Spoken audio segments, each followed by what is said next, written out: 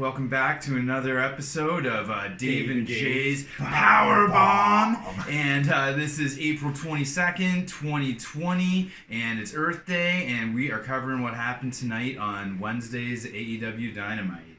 And we start the show off. It was a Cody vignette promo. Cody promo. Yeah, and he's just talking about the AEW tournament, what the TNT Championship means to him, and will he be mid-card for life, right? Oh, he's definitely going to be mid-card for life. Look at that whole frat boy character going on with him. As much as I love everybody in the Rhodes family, but sorry, Cody.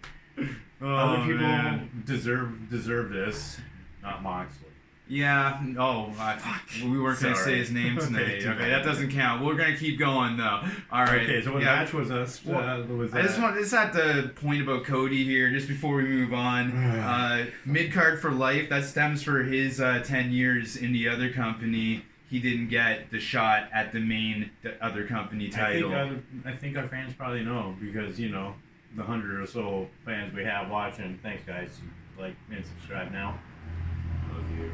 Alright, and on commentary tonight we had Le Champion and Tony Schiavone, and they were killing it as usual. And first match tonight, the TNT Championship Quarterfinals, I guess it is. Yep, Spanish Sex God versus our Super Mega Man Danger Boy, Darby Allin. That's right, Mr. Coffin Dropper himself. And they both had little promo vignettes before the match, just telling everyone how badly they want it.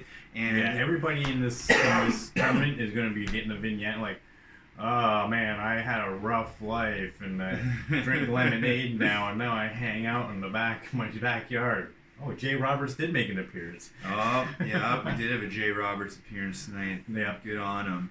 So the match didn't even really officially start for a while. it just like AEW on TNT Dynamite, man. It just exploded in your face. I guess that's why they call it Dynamite, because that's right. The bell didn't even ring, and the guys were doing high flying moves. They brought out a ladder, and it almost looked like Darby Allin seriously got injured right off the bat. It was an insane flip that Sammy did off the ring there, and he set up a ladder, and boom, it just looked so bad. It looked like both guys actually got hurt. It was amazing, and then they cut the commercial. Yeah, there's a lot of crazy stuff that happened right before the bell rang. Like he dived over the top rope. Sammy set up a ladder, Darby Allin on it, and then he jumped out. He got to the top rope and crashed down the ring, and it was crazy. Did you talk about the ankle lock that Darby? No, we haven't got to that. But eventually, one of the huge strategies once the bell rang was Darby Allin eventually started working on the sore ankle of Sammy Guevara, who got caught upside down in the corner there, which allowed him to really start reefing. Once he stopped reefing, he took off his shoe and started beating on the exposed limb with multiple headbutts that caused tremendous damage and pain to Darby Allin. So then suicide dives all into around the guardrail because Sammy moved out of the way. And Darby caused himself great damage and pain, which is what Darby Allin feeds off of. And what else are you going to expect? So, would you like to finish and tell me how this match finished? Man? Absolutely. Darby has this last supper leg bar pin, and Darby won. Jay won his prediction bet. I went with Sammy. And yeah, when Darby actually won, I actually had an item in my hand and I actually threw it at the TV. And I'm like, fuck you, Darby. But he was my pick. I really wanted Sammy to win because Sammy's amazing. So I think I got Sammy wrong, and I got someone right. Hardy Compound, and he's talking about this. He's challenging Le Champion to this Elite Deletion match, and it's going to be at the Hardy Compound. But then he stops being, I guess, Damascus Matt Hardy, and he does a split personality, and I guess he's real Matt Hardy, and he's talking some stuff, and it was kind of weird. So he's got two personas that are being portrayed here on AEW. So we'll see how that goes. We had another match after that. Yep. It was Jay's favorite, Allin Angels. Yeah, I demanded after seeing that match. I'm like, somebody give me a squash match now. And versus Kenny Omega. Japanese superstar Kenny Omega. They say Omega. spending too much time in Japan can break a man. And we'll see what happens in this match. Kenny Omega there, and he's fighting Allin Angels. He got squashed last week, but I forget if it was the Exalted one or if it was Murder Hawk. But No, all the jobbers that made appearances that got murdered by either of those two made an appearance tonight. Yeah. And then, so... Do we really have to say anything? It's just Kenny Omega against the jobber. The jobber got a little bit more edge than he really deserved, but... He had that one spot with the ring apron when it was tucked under ring, and Kenny Omega was standing on it. The jobber, pulled out the ring apron and made Kenny slip.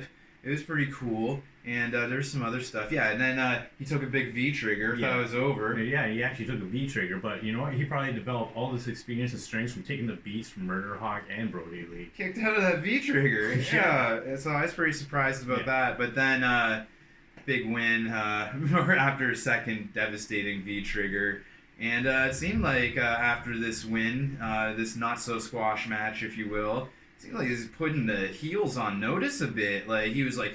going like at their side of the audience, like after the match, like you Jay Roberts and you number 3 and all you guys. But I mean, like, I don't know, a little bit more of aggressive side from Kenny Omega. We'll see what happens in the weeks to come. Yeah, his character seemed to have shifted a little bit here. And so then, what did we have? We had Scorpio Sky, a little vignette promo deal. I had it rough. Blah, blah, blah. Yeah. I had it rough. Yeah. Blah, blah, blah. He's one half of the former tag team champions, SCU. Yeah, I think, what did he do? Oh, yeah. He had it rough. And he was talking to God at his mom's grave, and then it said to be continued. And so we're going to get a part 2. We'll see where that goes. And so then, we cut to a part where... where Cody is talking to his brother Dustin on the phone, where Dustin confirms what Jericho has been saying all week long. I never even heard this come from Dustin's mouth. Apparently, it's Dustin Rhodes' retirement match tonight. If he loses to Kip Sabian tonight in the quarterfinal tournament match for the TNT Championship, then he's going to retire. And Cody was a little worried, like, I don't know. Just going to flex my little bit of inner heel on Dave here. Dave didn't know jack shit. You better fix that stuff. I'm going to. So Dave didn't know jack shit because, you know, he's not on Twitter or anything. He's only on Facebook talking to AEW groups. But all week, even before that, I was like, I've been seen on Twitter. I'm like, I don't win. I'm going to retire. So yeah, Dave, he's living in another world. He's probably like running 14.4 mod. He's just a dumb chud. Okay, you can go on, Dave. At least I'm not a thou shalt not speak at the name fan. Okay, and so then we cut to this thing, and me and Jay aren't caught up on this yet, but I remember last time I was over, we watched part 2 of the BTE series leading into the big brother versus brother match. Young Bucks and match. And we still haven't watched it, so we don't know what's going on. Yeah, but they showed some screenshots from that, and it looked pretty freaking crazy. Like, they gave them a Canadian destroyer off the diving board into their pool. Yeah. And it looked very cool. So I'll probably check that out. So check out AEW on YouTube. Yeah, exactly. Check out the stuff, and then like and subscribe us because we mentioned it. Yeah, and we'd appreciate it. And then we had Jim Havoc versus Orange Cassidy. He was accompanied to the ring with the best friend, so it was a 3-on-1. Yeah. So last week I called hoping that just before we start this, I was rooting for Jimmy Havoc.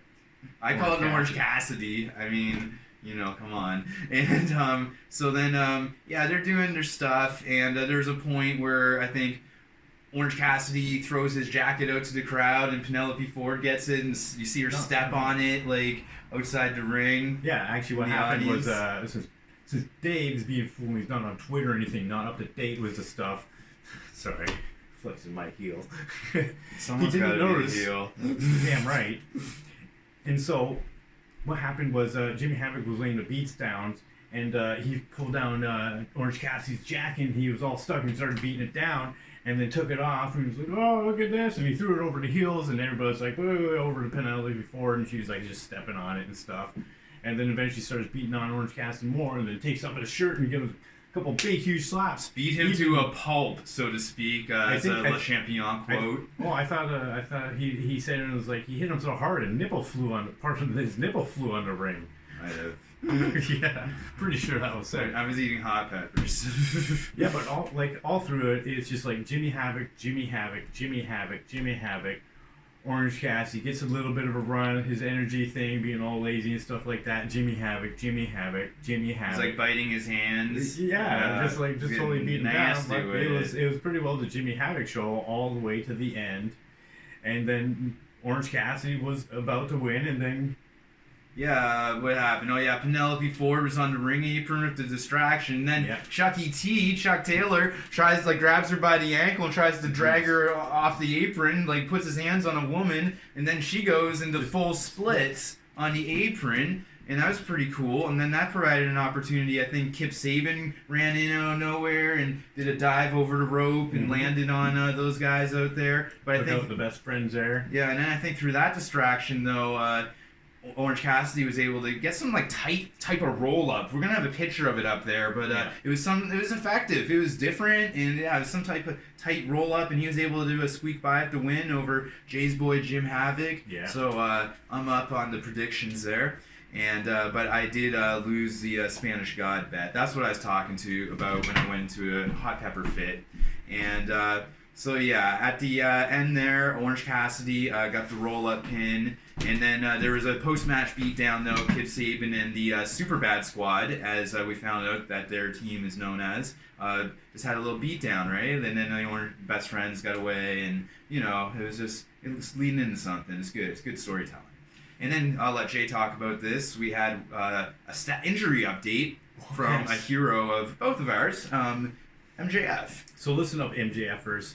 MJF, he hurt himself a little bit, and now he has to go down to surgery. He even mentioned that earlier on Twitter to everybody in his fans thing. Like, sorry, I can't be out there. Really messed up. Got to go in for surgery. So MJF and the MJFers were disappointed, and I'm so much happy that he is better than us. Yeah, so it's all good. And then MJF's friend Wardlow had a match against Lee Johnson. These jobbers are getting interchanged. We're recognizing the jobbers now. I was like, oh, he jobbed so-and-so last week. Yeah, another person that got destroyed by Brodie Lee and Murder Hawk. So poor guys. Yeah, I think it said Wardlow won his last two matches in 90 seconds or something. So he took a little bit more time with Lee Johnson this week, but not very much. And then he just beat him with... Remember he kind of had him on the top rope and then he slammed him down on his knee? That was pretty cool move. Yeah. Cool moves. You got to see Wardlow being pretty well... Oh, just wait. No, this is... This is Wardlow. Wardlow, MJF's big bodyguard. And, so then at the end... Wardlow's move is, I don't know if they called it anything yet. Schiavone called it an airplane spin, but it's so much more than that. It's like Brock Lesnar's F5 move, except Wardlow just spins around and puts so much more torque on that thing, and then the guy goes spinning around and stuff before he lands. It's really good. It's effective. So Wardlow to win, and shout out to MJF. And what else did we have after that? Oh, yeah, so they joined the Dark Order vignette. Which was awesome. Yeah, so basically... We got a new member coming. Yeah, and it's some big former Heisman winner or something. He got injured in college, big football player or something. They didn't give us a name, but maybe we'll do some more research. We just saw the mask being handed over and being accepted. So it's Brodie Lee recruitment drive, and they're getting a former... college football player, so that should be interesting. And they said Evo Uno scouted him out. Shout out Evo Uno. Hope you and Grayson are holding up. Keep up the good work. Yeah, they're busy with the recruitment drive right now. Yep.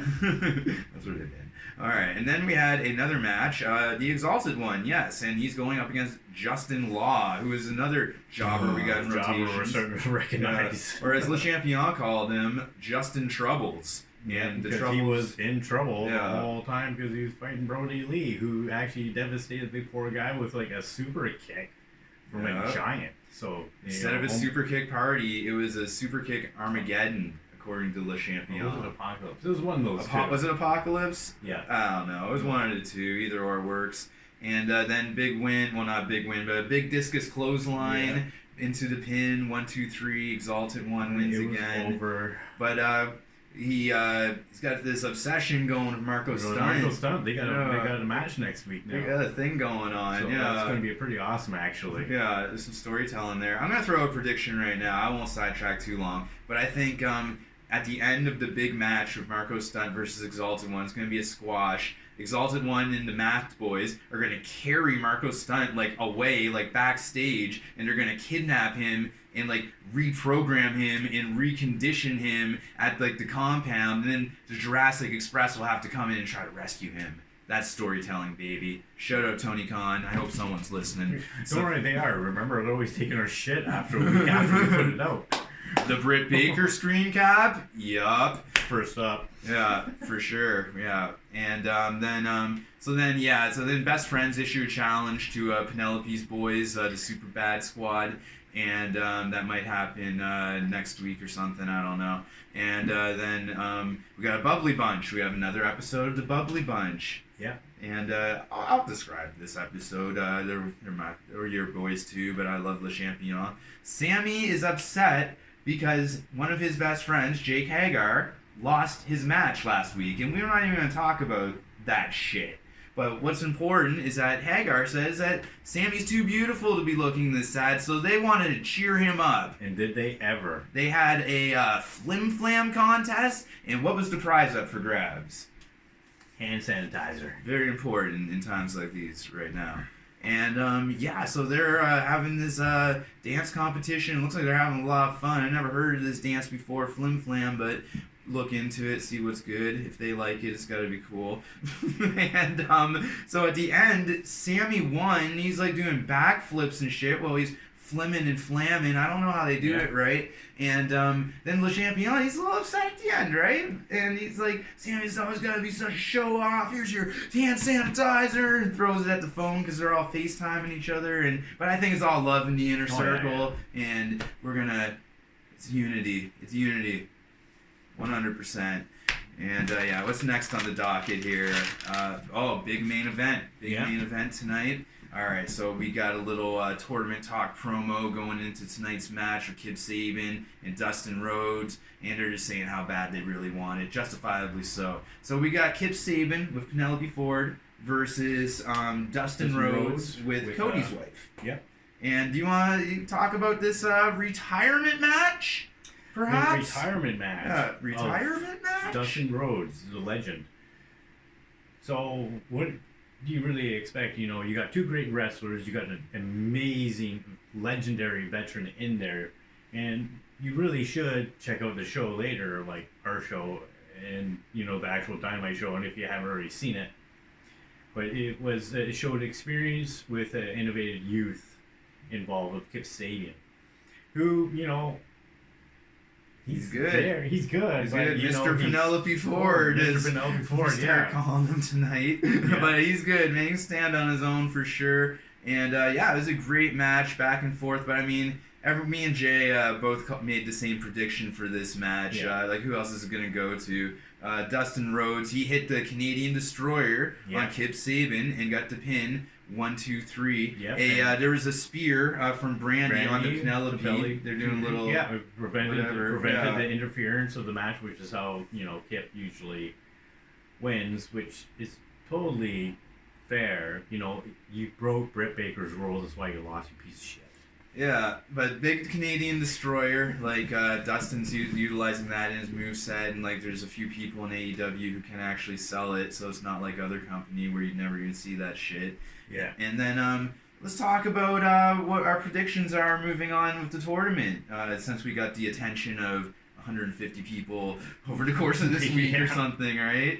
But I think what is going to happen is that, so we know it's Murder Hawk now going up against legendary Plaid Dust. Yeah. And so I think the result for that match that they have next week is Plaid Dust is getting taken out on a stretcher, and it's going to be personal because at the other side of the brackets, it's Cody versus Coffin Dropper, Darby Allin, And it's going to have to be Cody to win that match to get revenge against the Murder Hawk for putting his brother on a stretcher. There's both a lot on the line because, probably the toughest match to call would probably be Cody versus Darby Allin.